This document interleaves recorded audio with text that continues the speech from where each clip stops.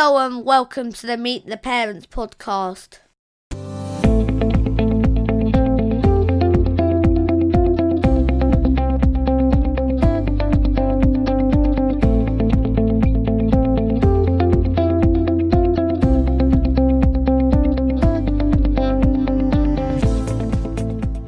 Hello and welcome to episode 57 of the Meet the Parents podcast and your weekly half an hour of parenting chat. I'm Tim, and tonight we had been hoping to get two of the biggest players from last week's general election in as guests, but Mr. Fishfinger and Lord Buckethead weren't available, so instead I'm going to be talking to Amie as we form our very own coalition of chaos without even having to resort to an uneasy alliance with the Democratic Unionist Party. Good evening, Amie. Hello. So, after an eventful Thursday night during which the most nail-biting results picture I can ever remember slowly resolved itself, we're going to talk about the general election and what it means to us through the filter of being parents. One of the biggest and most significant votes of any of our lifetimes took place last week. But enough about nominations for the Brit Mum's Brilliance in Blogging Awards. The snap general election called by Prime Minister Theresa May last Thursday was, by all accounts, almost as important. Now, there were a lot of tricky questions people were pondering in the days leading up to the election, such as how much ground the Scottish Nationalist and UK Independence parties would lose, whether the vote would reflect last year's EU referendum, and how long it would take Nigel Farage to declare that he was launching a political comeback. About 17 seconds, as it turned out. But I want to focus this discussion on the lessons and messages we can take out of this election for our kids. Now, traditionally, younger voters are both the least likely demographic to vote and the least likely to vote Conservative. So there was a lot of talk pre-election about whether under 25s in particular, the turnout amongst whom has been declining for several years now, whether they would show up and tip the balance maybe in key marginals, particularly in places like university towns. Now, sadly, Amie, you're a much more recent member of the under-25 demographic than I am. So have you historically voted in elections or taken much interest in politics? I'm a mixture. So my first election, I was at uni, and both my parents are actually from the north, and my mum was brought up with the tagline, "If you don't vote, you can't complain." And so she'd raised me with that as well. So I was all ready for my first election. I was in my second year at uni, but I think that was when they introduced this thing where your family couldn't all just register to vote as a household. You had to register yourself individually. And also I got caught by the fact that I was actually registered at my mum's address down south, not in the city that I was actually living in as a student. So I rock up and I wasn't allowed to vote, and I was absolutely hopping mad. And that was the first coalition government, that election. And then I've voted every election I've been eligible since. But I think the referendum was the first one that I actually genuinely did research. I made sure that I knew what I was voting for, why, who. The other one before that, I was in London, and I was in an area that was basically a given vote whether you wanted it as Labour or not. So I kind of didn't take a huge amount of notice. Focusing on younger voters, do you have any thoughts as to why they've become so disengaged from politics in recent years? I think there's a whole multitude of reasons. I think a big one is that they don't realise, exactly like me, how you register to vote, that you're not just automatically enrolled. There has been a problem over the last few administrations that they've just not really been spoken to. No one's been kind of catering for them. And the Lib Dems, nearly 10 years ago, were the first ones that actually kind of came up with policies that were aimed at people who were 18 to 25, and that was with their unfortunate claim about free education, free higher education, that then obviously they had to back down on for the Tories. But, they were the first people who actually really took our vote seriously. And I think that's started to re-engage them. But I think the referendum last year was the nail in the coffin that's brought them all out the woodwork, really. Yes, I mean, do you think that the largely unexpected result of the referendum, where there were marked differences, I think, between particularly what younger people were saying on social media and what actually happened? Do you think that that's played a role in helping to galvanise them this time? Absolutely. I think without a doubt. And if there's anything positive that can come from that last summer, I'm sure that hopefully there will be other things as well. But it's 100% that it's kind of woken up the younger generations to the fact that if you don't vote, you can't complain. What's your view in terms of how successful the parties were with engaging with younger voters this time out? I mean, particularly in terms of their use of social media. I wasn't actually hugely aware of any social media campaigns. I know they happened, but I wasn't exposed to them. But I thought Labour in particular just took a really strong stance that they were clearly going after the younger vote. I mean, certainly from what I observed, the messages coming from the Labour Party had a much greater impact than anything that came from the Tories or the Lib Dems. I feel really sorry for the Lib Dems, actually, because I would say I am 50-50 torn in my morals and what I believe and who I would want to align with between Lib Dems and Green Party. And I think, unfortunately, because of the coalition, the Lib Dems have suffered massively with a perception issue. And then they went so hard this election with this, we will call another referendum, blah, blah. I actually don't believe people want another referendum. I think people actually want a bit of stability. God help us that, that was the Tories' tagline, but they kind of just want to go, okay, this is what we're doing. Let's just do it the best that we can, and let's just move forward and try and make the best of what we've got now. And I think, unfortunately, the Lib Dems just missed the mark. And in that respect, it became pretty much a two-dog race, kind of really old-fashioned British politics in that sense, which was interesting in a way, because everyone's been kind of almost laughing, saying Corbyn will take us back to the 70s, but we're already back in the 70s if we've got a two-dog political race. And it's an interesting point, actually. I think there is a real danger of politics fatigue, I guess you might call it, setting in. We've had a general election in 2015. We had the EU referendum last year. We had another general election last week. The prospect of even a second referendum, or more likely, the possibility of a second general election in the short term, should the Tory DUP alliance not hold water for long. I mean, I don't think that's something that anyone's particularly looking forward to the prospect of, whether they're voters or even the politicians themselves. The one thing that did really catch my eye on social media this time round was, I don't know if you came across Full Fact. No.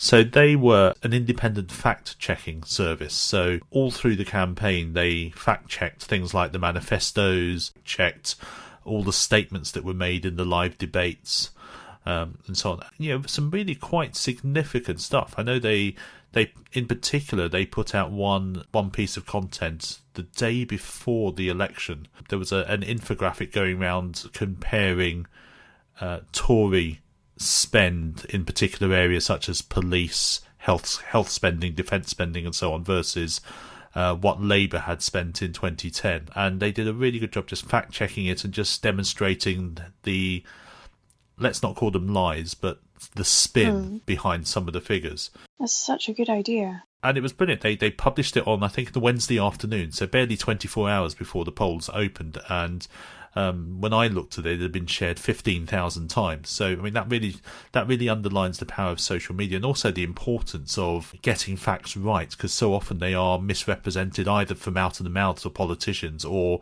the way that numbers and facts can get twisted on social media in the way that they do with our limited attention spans. But I thought that was a particularly good use of social media that I've not really seen before.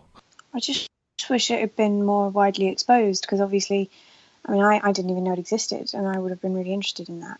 I mean, they're well worth checking out. They're at Full Fact on Twitter, and they've just finished a round of crowdfunding so that they can continue as an operation. So hopefully they'll be around for quite a while to come. On that note, I thought I was pleased and disappointed because the Telegraph lifted their paywall for the month before the election. that was good because it allows people to have a more balanced view of the election media, if they can read The Guardian, God help us, The Sun and The Mirror, The Telegraph, but the Times didn't. And last year, after the referendum, the day of the results, they lifted their pay ban on the Times, and I just felt like, well, it's a bit late now. What good is that to anybody? You should have been doing it in the lead up. And I was really, really quite miffed that they didn't really learn from that. And I realised they're a business. I realised their kind of core reason for being is to probably make a profit. But I think there should be something where it comes to a point that actually they also have a job to do, which is to inform the public. They need to make sure people are informed and presented with both sides, and they should all have to lift their paywalls, I think, for at least the week of the election, even if it's not the month before like the Telegraph did, so that people can see all the different representations and sides and have an educated viewpoint. Yeah, that's a really good point, a really good idea. And let's come back to the coverage of the election in the media a little bit later, because I think that's something that we both want to talk about. But going back to stats and numbers, I know there was a stat going round on Thursday night that the turnout among 18 to 24-year-olds was 72%, and that compares with the overall national turnout of 69%. Now, it has to be said that 72% stat, as far as I'm aware, has never actually been substantiated, despite it being widely reported as fact. But putting that to one side, I do think it is safe to say that the youth turnout was high, and certainly significantly higher than in the last 3 or 4 elections. And that was evidenced by some significant results in, as I was saying before, some of the university towns. So Newcastle under Lyme, a key marginal, which includes Keele University, stayed with Labour by just 30 votes. Oxford Western Abingdon, which includes the Oxford Colleges, my old constituency in fact, is the sole splodge of yellow in the centre of England as the Lib Dems reclaimed that seat from the Tories. And Canterbury, which has been a Tory seat for 99 years, ever since the constituency was first created, also turned red as students from University of Kent and Canterbury Christ Church University mobilised in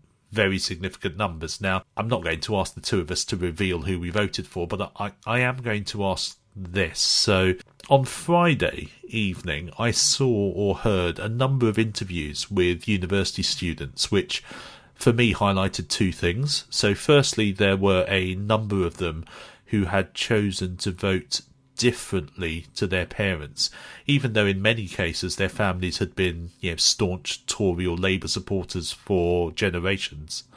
And then secondly, while there was a noticeable number who had clearly done their research and read the party manifestos and so on, there were others who had based their decision on that Facebook "which party are you closest to" survey thing that most of us probably saw at least 100 times in our news feeds during the campaign. So going back to the first question, from your perspective, Amie, to what extent would you say that your own political allegiances were shaped by your parents?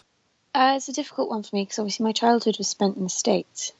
But I didn't grow up with sort of this red versus, well, I did, but they were very different parties, red versus blue.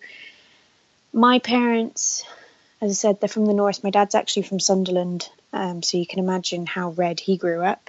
But neither of them actually still believe in the parties that they were brought up to believe in. And I've just kind of been brought up more with a kind of democratic, my mum in particular installs a sort of for the many, not the few type feeling.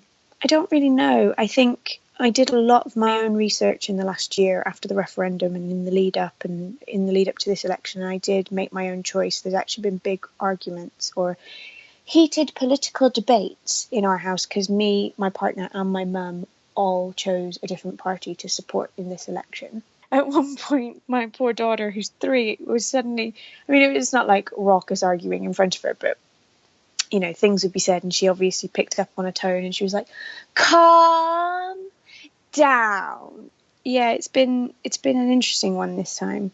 I think the referendum last year, perhaps more than any other public vote, certainly in my lifetime, produced a real generational split where, I know of a large number of friends where they had fallings out with their parents because typically they were voting Remain and their parents were voting Leave. To have such obvious splits within families is something that seems to be a much more recent phenomenon, and it's. I mean, I get the sense that our generation and the generation that are coming up behind us are much more politically independent, certainly than I guess my parents were at the same age. Yeah, I agree. I think my parents were very much led in certainly the first few elections they voted in by whatever their family had installed in them. Definitely. Yeah, and it's interesting to reflect, I think, on how much things have changed from one generation to the next, and why. I mean, when I was a young voter, which admittedly was a few years ago now, my only sources of information were newspapers, TV, leaflets pushed through my front door, canvases on the doorstep, family and friends. But nowadays we have news and political websites, we have social media, we have 24/7 commentary. So in many ways it's much easier to be better informed and to spend time doing your research as you've done over the course of the last year.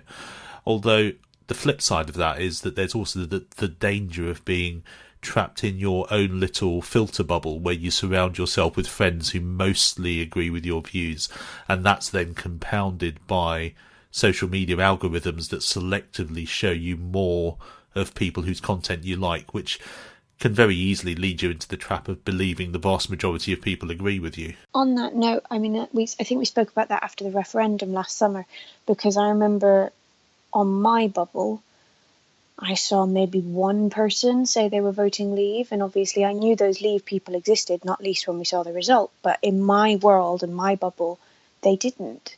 And I think that shows very clearly how you can get a misguided view of what people are thinking. But interestingly, this time, I'd say it was very much the same, except that everyone was voting Labour. I mean, literally everyone was saying that I could see, I'm voting Labour.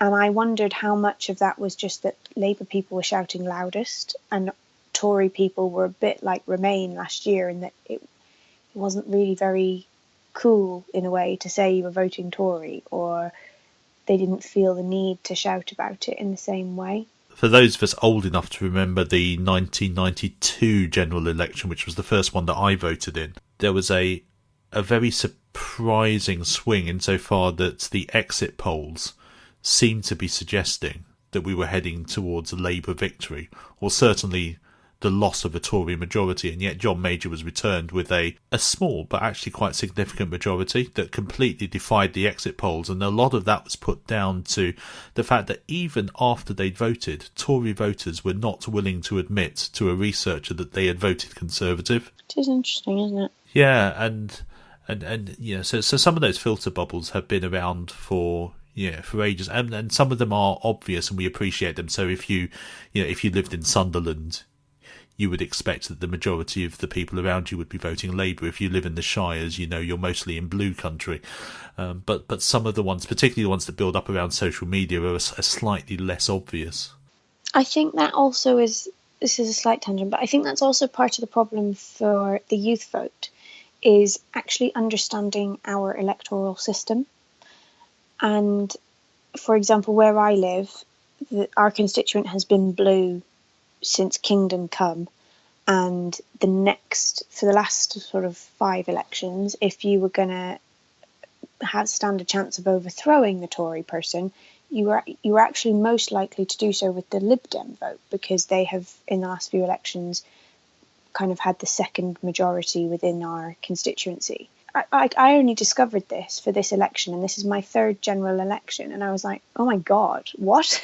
Like, this is the most bonkers system.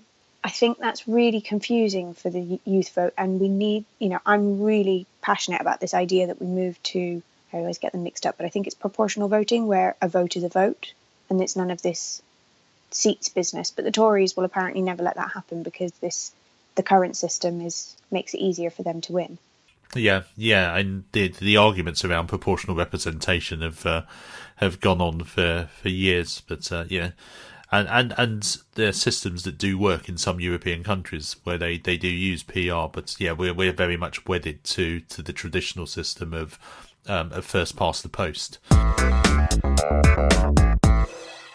I mentioned Facebook surveys just now, so let's come back to that for a second. So I'm all for allowing individuals to make an independent and informed choice, but what do you make of people basing their voting intentions on responses to a Facebook survey that tells you that you're, I don't know, X% aligned with the Tories but Y% aligned with UKIP?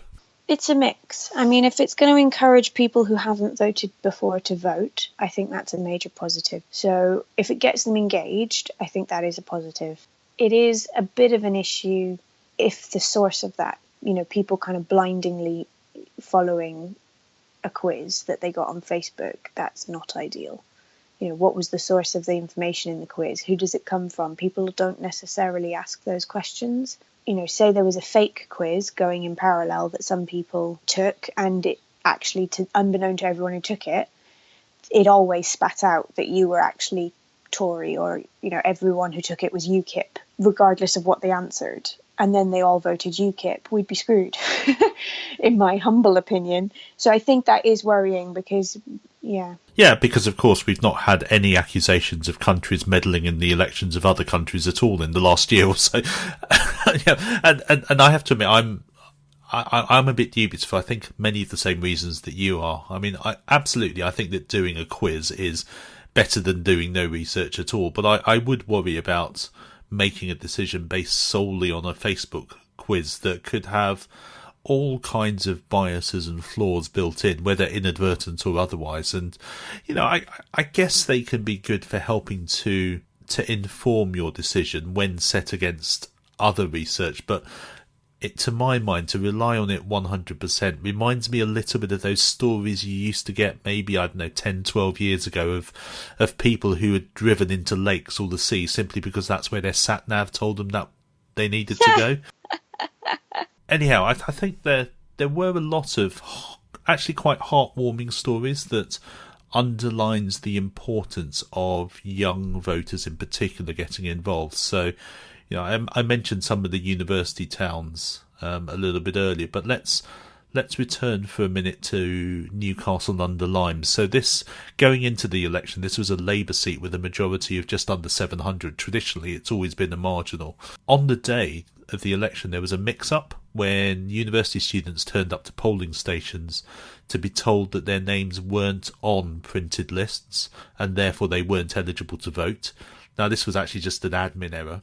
And once it had been resolved and the list updated, they were able to return to vote later in the evening. And by all accounts, a very large number of them did, determined to exercise their right in what was always going to be a close run race. And as I mentioned before, Labour won with a majority of just 30. Now, it doesn't take too much imagination to realise that all it would have taken is a small handful of students to have just spent the evening in the bar instead, out of apathy.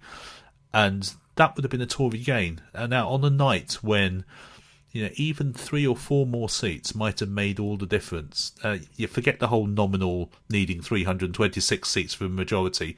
In reality, you can get away with 322 because Sinn Féin don't turn up. And, some tiny swings to the Tories would have meant an extra 1, 2, 3, maybe 4 more seats. And that would have meant no need for an alliance with the DUP, and the face of government would look very different today to what it now looks like. And I think there's a real lesson here for young voters and for our kids as they grow up about standing up and being counted on a night when every vote genuinely did matter. The smallest majority of the night was 2. And there were at least 10 more seats where the final majority was under 100. And, in several of those cases, they were in places where younger voters did step up and make a difference. And, I genuinely hope that it sets an example for more to do so in the future, because we've had certainly runs of elections over the last 20 or 30 years where one party or the other has had such an overwhelming majority or an advantage in the popular votes that it can often feel like your vote doesn't make a difference. But this time round, it absolutely did. I wonder as well how much it will change as the next generation comes through, because everything you read about millennials, and I obviously am one of those, is that we are just the apathetic generation. We've grown up wanting for nothing. We've grown up not really having to deal with anything because we've been in a very privileged era, and we just expect everything to be handed to us on a plate, blah, blah, blah. Whereas the generations after us, all the kind of research shows that actually, I get them mixed up now, are they Generation Z? They are much more environmentally minded. They care more about the collective as opposed to the individual. I wonder how much of that will actually change their habits towards things like voting, as opposed to millennials. To a large extent, I've never completely bought into the idea of the apathetic generation. I think what we've had, to a large extent, particularly when it comes to politics, is a very old-fashioned system and a way of running elections and campaigns that means that politicians have, until relatively recently, really struggled to find a way to connect with those younger audiences. I think it's very easy to become apathetic if you don't feel that people are even attempting to speak to you, and that's certainly where, as we were saying earlier, Labour, I think, did a particularly good job. And you go back to, I mean, really, this all started with Obama in 2008, where the Democrats really got behind Facebook and really understood the power of social media and small people making small contributions and how big a difference that can make. So maybe, we will start to see more of that swing and to see a more representative set of communications that come out from parties in the future that appeal to younger and older voters alike. I just really hope it doesn't become a circus the way the US elections always are. It's so much about mudslinging and just about the show that you put on in the States. Amie, I just have to ask you, from a woman's perspective, any thoughts on the record number of female MPs in this election? So, Yay!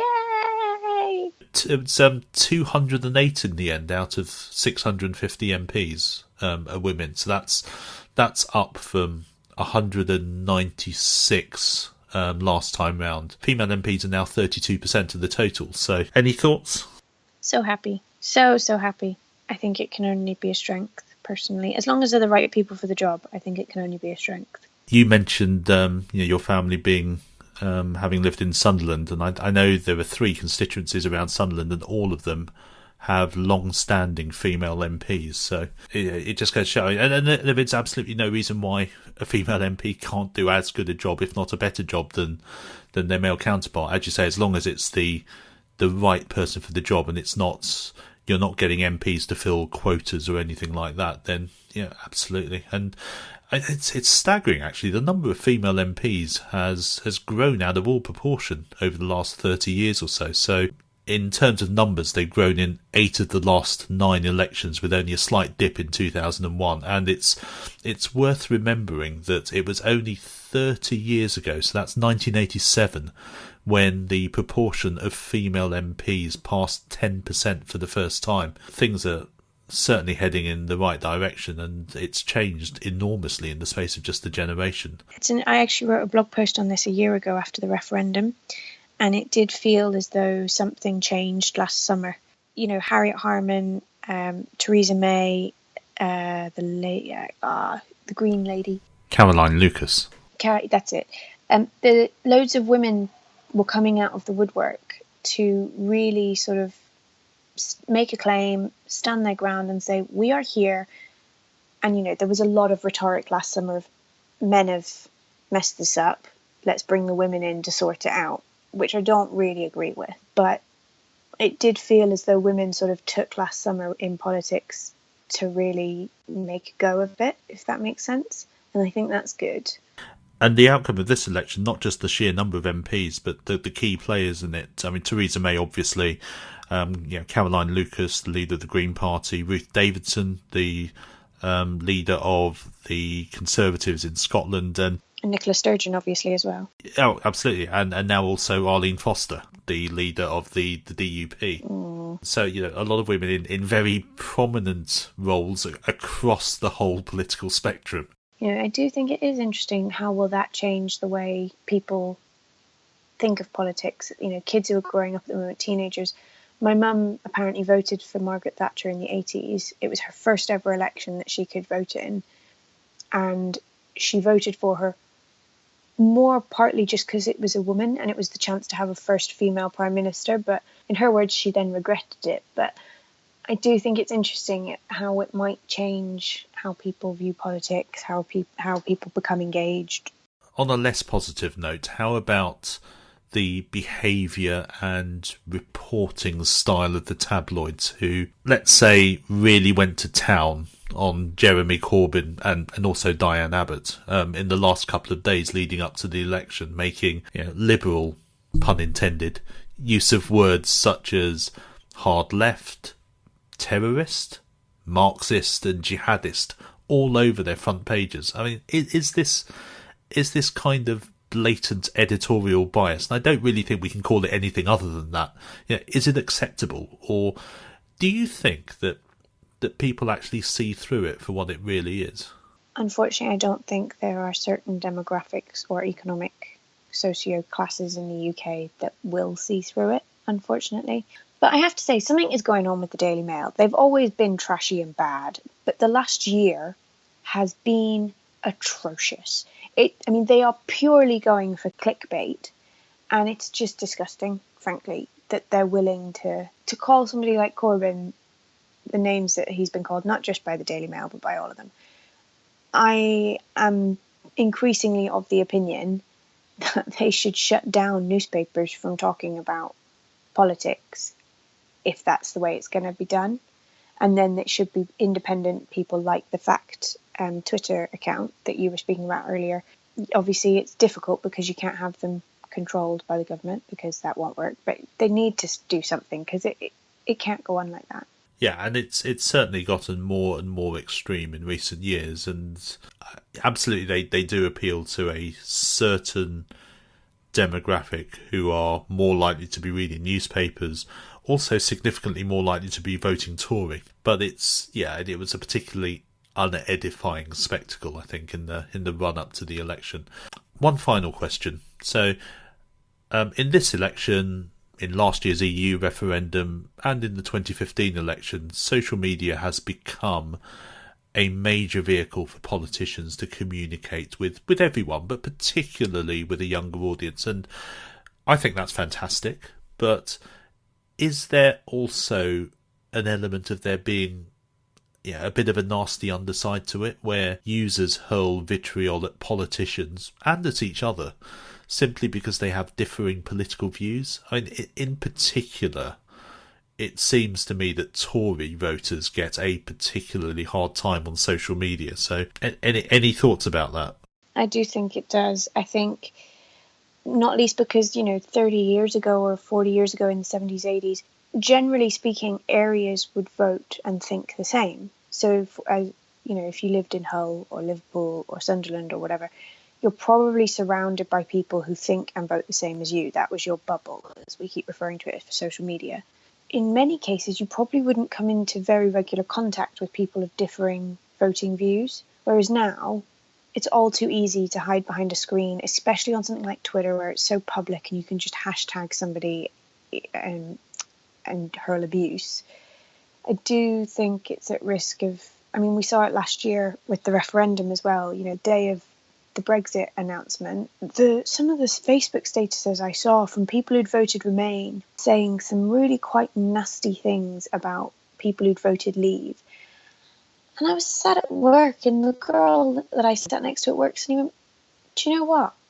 The people who are putting these Facebook statuses up about how bigoted and racist and she said they're absolutely no better, but they don't even realise it. And I do think that is a big risk. There was a lot of quite regrettable stuff that was being posted by both sides, but it certainly wasn't all Leave voters, and there was a lot of really nasty stuff that came out from the Remain side as well. And I think some of it is name calling, some of it actually I think is tantamount to bullying. For me, I think one of the key lessons for certainly that I would want to teach my kids from elections and from the referendum and so on is that there's a big difference between disagreeing with someone, which you have every right to do. It's a point of democracy. Yeah. There's a big difference between disagreeing and calling someone an idiot just because they happen to have a different point of view from you. It doesn't make them ignorant. It doesn't make them wrong. It doesn't justify bullying. And for me, it's really important for my kids to get into the mindset of it's better to try to understand why someone holds a different view to you before you condemn them. And sometimes, actually, you just have to walk away and respect. Do you know what? You're different, and that's okay, because we all have our reasons for thinking the way we do. So being different isn't automatically wrong. Although, having said that, I do have to admit I really am struggling to understand how the DUP's position on abortion, creationism, LGBT rights and climate change can be in any way considered right in the 21st century world. But hey, nobody's perfect. But if nothing else, I think it's something that, again, makes people more aware of politics and some of the realities, and how even a relatively small party such as the DUP can, in certain circumstances, exert a major influence. And it all comes back to, it may not feel like it when you are one person out of 45 million or however many it is in the country who can vote. You may only feel like a small voice, but you can still make a massive difference. And so that's it for our analysis of a night when younger voters did make a big difference to the outcome. And it would be great if all our kids seized that opportunity to do the same thing when their time comes and they're ready to vote.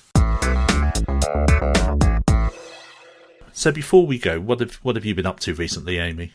Do you know what? We've had a really lovely, quiet time recently. We made a conscious effort not to book too much up in June, and it's just meant that we've ended up with weekends in the garden, chilling out in the sunshine. We've been very lucky that it's been nice weather. And we've started taking my daughter to the local swimming pool on a Sunday morning ahead of our holiday this summer to get her kind of confident in the water and stuff.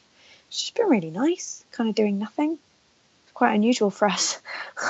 Sometimes you need that change of pace, don't you? Yeah. But what about you? Despite promising that I wouldn't, I ended up staying up most of election night, and I think I managed about 2.5 hours sleep in the end, which just reminded me that I'm not as young as I used to be, and I can't just roll into work on 2.5 hours sleep anymore.